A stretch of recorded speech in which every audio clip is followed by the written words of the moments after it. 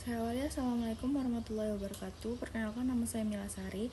Saya dari Universitas Kadabangsa di Prodi S1 Farmasi. Di sini saya ingin memenuhi tugas mata kuliah Undang-Undang dan Etika Kefarmasian yang diampu oleh dosen Dr. Hendra Sudrajat SHMH. Judul dari tugas saya yaitu membangun hukum kefarmasian berbasis hukum yang hidup dalam kerangka teori konstitusi Nusantara. Hukum kefarmasian memiliki peran penting dalam sistem kesehatan sebagai fondasi untuk menjamin ketersediaan dan aksesibilitas obat yang aman dan efektif. Namun, dalam praktiknya, penerapan hukum positif sering kali terhambat oleh keanekaragaman sosial budaya yang mencolok di Indonesia, yang menunjukkan bahwa sistem hukum yang kaku belum sepenuhnya mampu memenuhi kebutuhan masyarakat yang beragam. Implementasi hukum positif di tengah masyarakat multikultural Indonesia seringkali menghadapi tantangan, terutama dalam konteks penerapan hukum yang tidak selalu selaras dengan nilai-nilai lokal. Hal ini tercermin dalam kesulitan untuk memadukan hukum negara dengan hukum adat dan nilai-nilai hidup di masyarakat. Oleh karena itu, pendekatan hukum yang hidup atau living law menjadi sangat relevan. Hukum yang hidup ini menggambarkan norma-norma yang diterima dan dijalankan oleh masyarakat sehari-hari yang dapat menciptakan sinkronisasi antara hukum formal dan nilai-nilai lokal. Pendekatan ini dapat meningkatkan efektivitas hukum kefarmasian untuk mendasarkan kebijakan dalam praktik yang sudah ada dan diterima oleh masyarakat.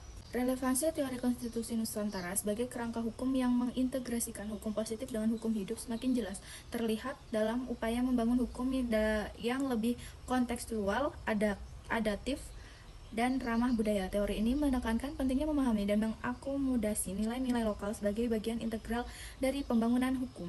Dengan menggunakan teori ini, hukum kefarmasian dapat dirumuskan sedemikian rupa untuk mencerminkan kebutuhan masyarakat yang tidak hanya mematuhi hukum positif, namun juga melestarikan nilai-nilai keberagaman lokal hukum. Dalam konteks ini, hukum yang menjadi alat yang tidak hanya mengatur, tapi juga memperdayakan masyarakat dengan cara yang lebih berkeadilan dan humanis. Praktek kefarmasian di Indonesia membutuhkan integrasi yang kuat antara hukum positif dan hukum yang hidup. Oleh karena itu, pengakuan terhadap hukum adat dan nilai-nilai lokal dalam pengaturan kefarmasian menjadi langkah yang sangat penting. Pengakuan ini sejalan dengan kebutuhan untuk menciptakan lingkungan hukum yang responsif dan inklusif, di mana hukum tidak hanya dipandang sebagai alat kontrol, tetapi juga sarana untuk mencapai kesejahteraan masyarakat. Hal ini sangat penting dalam konteks Indonesia yang memiliki beragam suku, budaya, dan kekhasan lokal yang harus diakomodasi untuk penyelenggaraan pelayanan kesehatan kefarmasian yang baik. Di era globalisasi ini, hukum kefarmasian yang berbasis pada norma-norma yang hidup menjadi bagian penting dan menjawab tantangan yang dihadapi sistem kesehatan nasional. Kebijakan yang mengedepankan pendekatan ini tidak hanya untuk meningkatkan kepatuhan masyarakat terhadap regulasi hukum, tetapi juga mendorong partisipasi aktif masyarakat dalam proses pembangunan hukum ini. Hal ini secara otomatis akan mengedepankan dialog antara pemerintah dan masyarakat yang dapat membawa hal ini positif bagi sistem hukum nasional. Oleh karena itu, langkah-langkah strategis dalam membangun dan mengintegrasikan hukum kefarmasian dalam konteks lokal harus terus didorong agar dapat memberikan manfaat yang nyata bagi seluruh elemen masyarakat di Indonesia. Praktek hukum kefarmasian di masyarakat Indonesia menunjukkan adanya integritas antara hukum positif dan nilai-nilai lokal yang seringkali tidak terakomodasi dalam regulasi formal. Sebagai contoh, pengelolaan dan distribusi obat di daerah tertentu masih erat terkait dengan penggunaan obat tradisional seperti jamu yang telah berkembang dalam masyarakat meskipun belum ada regulasi formal yang sepenuhnya mendukung eksistensi mereka dalam sistem kesehatan modern.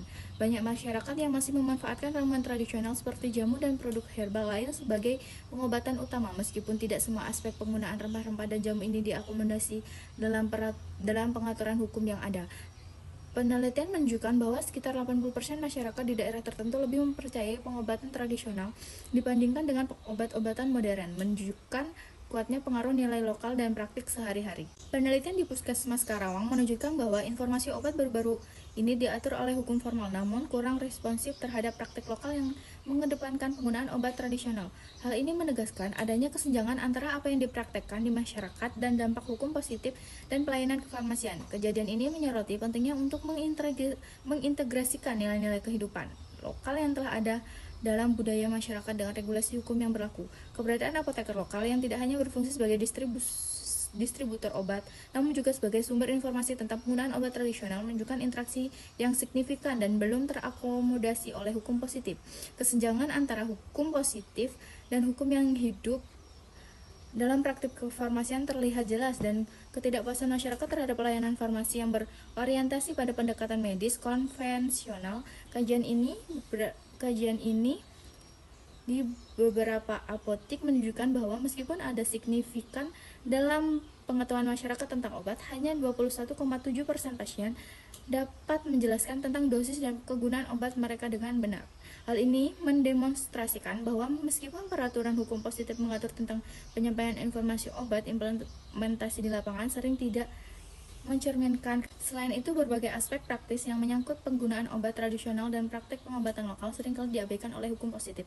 Oleh karena itu, ada urgensi untuk mengadaptasi hukum positif agar lebih selaras dengan hukum yang hidup yang mencakup nilai-nilai masyarakat dan praktik lokal. Penelitian ini menunjukkan bahwa 65,45% masyarakat memiliki kesadaran yang baik terhadap peran apoteker, tetapi pengetahuan mereka tentang obat tetap terbatas, menandakan bahwa pendekatan pendidikan dalam praktek kefarmasian memerlukan penguatan.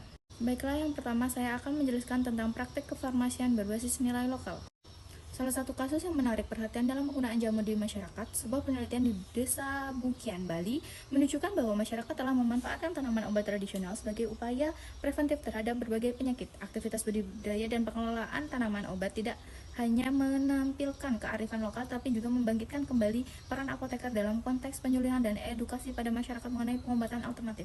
Selain itu, interaksi masyarakat dengan apoteker lokal seringkali melibatkan pertukaran pengetahuan mengenai cara yang paling tepat untuk menggunakan jamu, memperlihatkan betapa dalamnya hubungan antara hukum yang hidup dan praktek penyuluhan kesehatan. Prinsip ini relevan dengan pandangan Satipto Raharja tentang hukum progresif yang menekankan pentingnya adaptasi hukum terhadap dinamika sosial.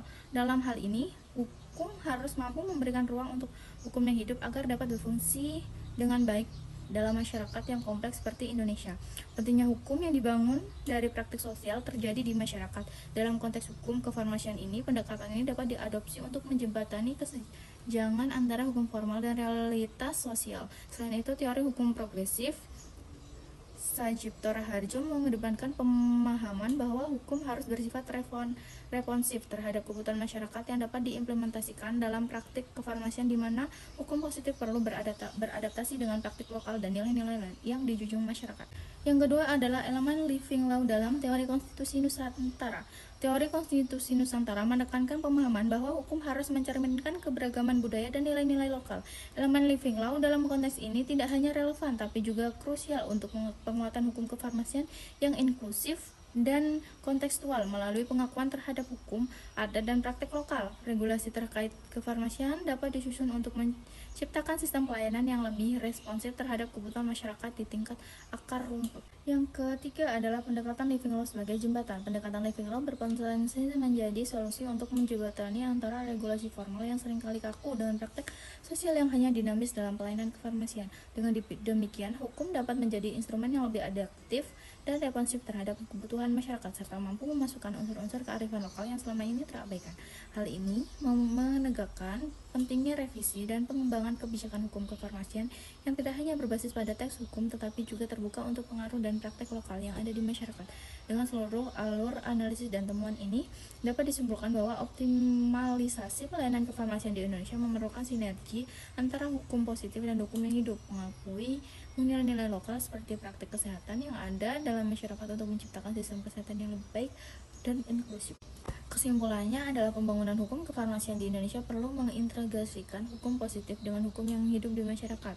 Praktik lokal seperti penggunaan jamu mencerminkan nilai budaya yang masih kuat, namun belum sepenuhnya terakomodasi oleh hukum formal. Pendekatan living law dan teori konstitusi Nusantara memberikan landasan untuk merumuskan hukum yang lebih inklusif, adaptif, dan sesuai dengan kebutuhan masyarakat. Oleh karena itu, pembaruan kebijakan harus melibatkan nilai-nilai lokal dan dialog antara pemerintah dan masyarakat guna menciptakan sistem kefarmasian lebih efektif dan berkeadilan sosial.